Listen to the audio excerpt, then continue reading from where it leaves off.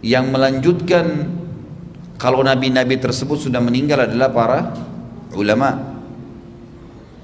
Jadi apa yang berlaku pada penyampaian Nabi SAW berlaku juga pada penyampaian para ulama, tapi ulama yang rabbaniyin, ulama yang benar-benar mengambil dari Nabi SAW. Lisannya selalu mengatakan qala Allah, qala Rasul, lalu mengambil contoh-contoh rincian dari para sahabat, dari tabi'in. Ini ulama yang sebenarnya faham semuanya.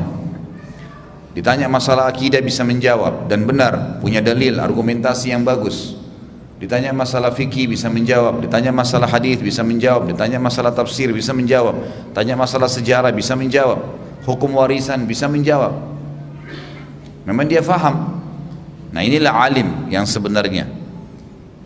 Kenapa saya titik beratkan ini? Karena di Indonesia ulama ini, gelar ini sangat murah, sampai akhirnya merusak citra ulama itu sendiri.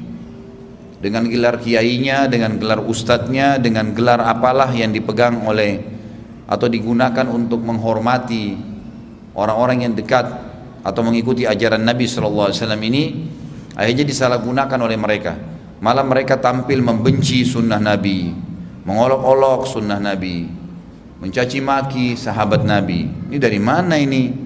Dari mana bisa dikatakan ulama? Sementara kata Nabi SAW, al-ulama warathatul anbiya, ulama itu pewarisnya para nabi.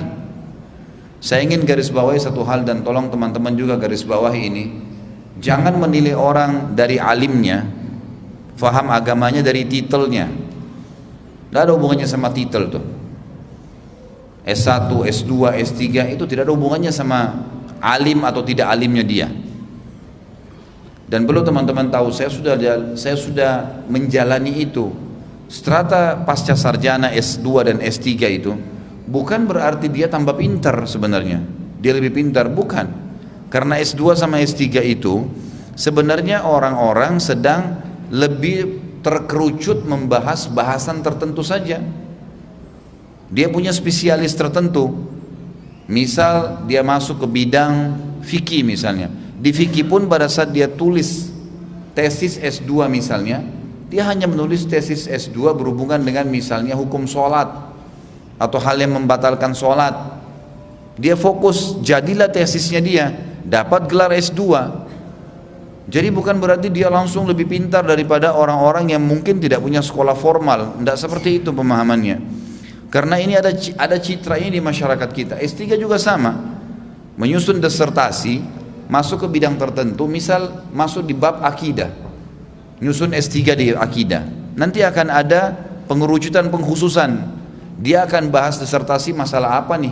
Misal salah satu kelompok Islam, misal dia mau bicara masalah Mu'tazilah, dia mau bicara masalah Murji'ah, Jahmiyah. Ada kelompok-kelompok dalam Islam yang dia bicara lalu dia kerucutkan membahas cuma itu saja. Jadilah disertasinya. Berarti dia memang lebih terkerucut ke satu bidang. Bukan berarti langsung divonis lebih pintar. Ini salah ini. Karena orang-orang liberal sekarang dan orang-orang sekuler yang menggunakan, menunggangi nama keislaman, gelar-gelar S2, S3, kiai, haji, ini ditunggangi semua ini untuk menipu masyarakat. Akhirnya kesannya dengan profesor, doktor atau dengan kiainya, maka dia boleh menyampaikan fatwa semaunya. Ini bagaimana caranya nih? Bukankah di Indonesia kita temukan banyak kiai yang ngawur? Saya katakan ngawur luar biasa.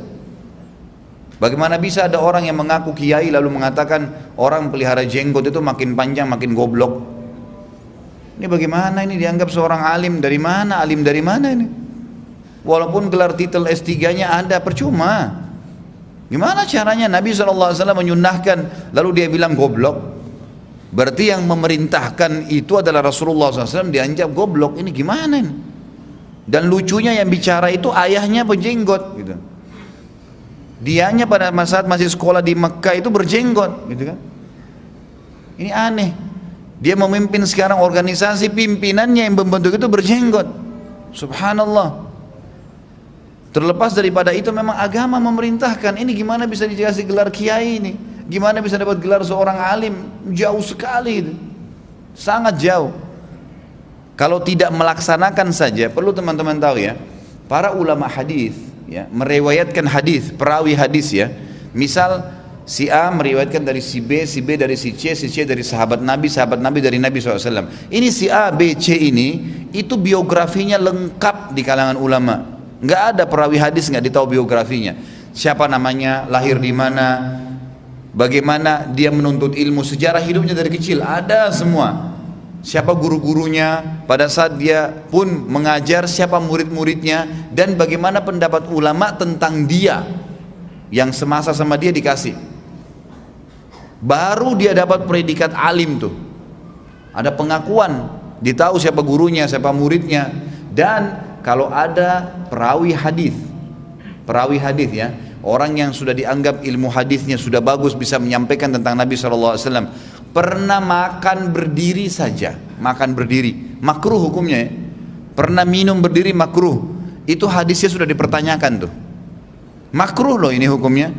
Tapi sudah dipertanyakan kenapa dia berani melanggar sunnah Nabi yang dia tahu itu makruh, padahal dia boleh duduk, kan gitu. Bayangin sampai begitu. Bahkan ada sebagian ulama yang menilai kalau hadisnya sahih bisa jadi hasan, turun, hanya gara-gara dia makan berdiri. Bayangin, tercoreng sedikit muru'ah namanya, kehormatan agamanya sudah turun tuh kualitasnya. Jadi kalau yang betul-betul yang hadisnya sahih itu karena sanadnya si A, B, C dikasih julukan apa? Thiqatun, terpercaya, nggak pernah dusta seumur hidup. Thiqah itu namanya. Thiqah itu terpercaya. Dari kecil sampai dia menjadi ulama sampai mati nggak pernah dusta seumur hidupnya. Itu baru namanya thiqah. Thabtun, dikatakan thabt itu betul-betul menguasai apa yang dia sampaikan dari Nabi SAW per letter sama.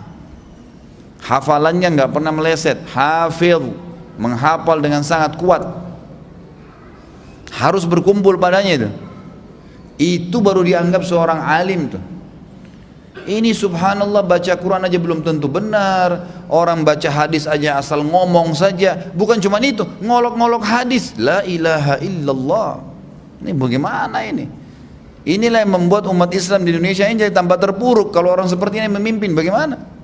Muncul lagi istilah ada Islam Nusantara. Ini orang-orang yang pelihara jenggot, orang-orang yang terapkan pakaian-pakaian seperti pakaian Muslim, pakaian negara Arab, itu Islam, itu Arabisasi. Dia bilang Arabisasi, itu bukan Islamisasi, bukan mengislamkan orang tapi mengarabkan orang. Subhanallah, bagaimana bisa?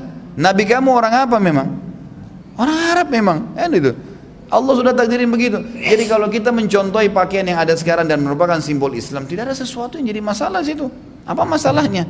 Tertariklah kemana-mana, termasuk cadar itu adalah tradisi orang Arab, termasuk ini. Jadi ditariklah. Kita ini orang Nusantara harus sendiri punya Islam. Kalau gitu semuanya diganti nih. Kalimat la ilaha illallahnya, azannya nanti diganti bahasa Melayu, semua nih. Al-Quran diganti bahasa Melayu. Jadi nggak usah ngaji pakai alif lam mim dzalikal kitab, jangan, pakai bahasa Indonesia aja.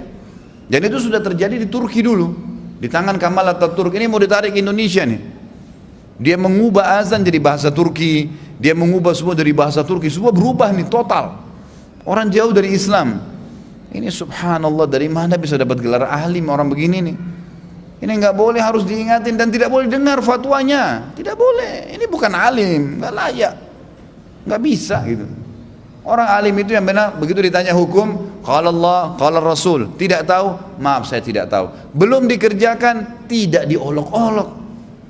Imam Malik rahimahullah didatangi seseorang bertanya begini, wahai Imam, apa hukumnya bebasin budak? Imam Malik nggak jawab sebulan. Imam Malik ini gurunya Imam Syafi'i rahimahullah. Nggak jawab sebulan. Lalu setelah sebulan Imam Malik tanya, mana yang bertanya bulan lalu tentang fadilah bebasin budak? Muridnya angkat tangan, saya Imam. Kata Imam Malik fadilahnya begini, disebutin semua hadisnya. Lalu muridnya tanya, wahai Imam, kenapa anda tunda sebulan? Rupanya orang itu nunggu. Kata Imam Malik, karena selama sebulan saya kumpulin dulu duit untuk bebasin budak sebelum saya sampaikan kepada kau hukumnya. Itu alim yang sebenarnya, praktekin dulu. Ini udah nggak praktek, olok-olok, la ilaha illallah, ini dari mana ini?